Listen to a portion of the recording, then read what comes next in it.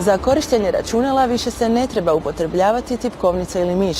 Sustav CanMotion omogućuje upravljanje pokretima tijela. A kako to izgleda? Pogledajte u našoj sljedećoj reportaži.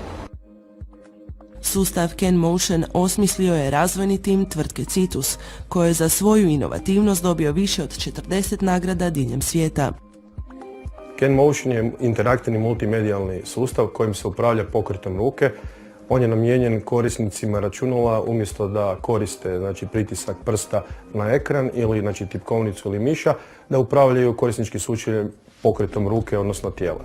Glavne primjene ovog sustava su u marketingu, odnosno izložbama gdje možemo koristeći CanMotion sustav realizirati platforme kao što je recimo reklame, odnosno interaktivni sustav informiranja korisnika kroz izlog, znači staklo koje dijeli korisnika od takvog sustava.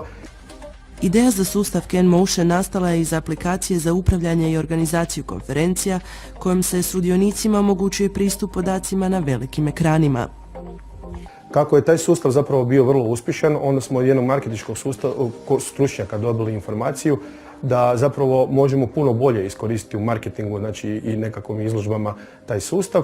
I onda smo jednostavno transformirali taj sustav iz konferencija u općeniti multimedijalni sustav koji omogućava da se informacije upišu negdje u računalnom oblaku, odnosno na webu.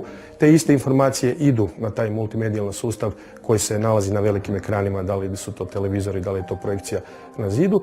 Pa smo tako u Istanbulu, gdje je bila hrvatska ICT delegacija, upotrebili upravo tako taj sustav gdje smo složili proizvode različitih informatičkih firmi i na bazi tog elektronskog kataloga omogućili svim prolaznicima na toj izložbi da pokretom rukom uđu u proizvod, odnosno informacije o proizvodu, da pogledaju koja je firma povezana na to i isto tako dobiju kontakt informacije, opet povezano sa QR kodom, sa mobilnim uređajem gdje vi zapravo onda nosite taj katalog, odnosno informacije o proizvodu na svom mobilnom uređaju, plus prednost da se informacije kada su ažurirane na internetu, automatski ažuriraju na njihovim mobitelima, tih korisnika koji su uzeli katalog sa sobom.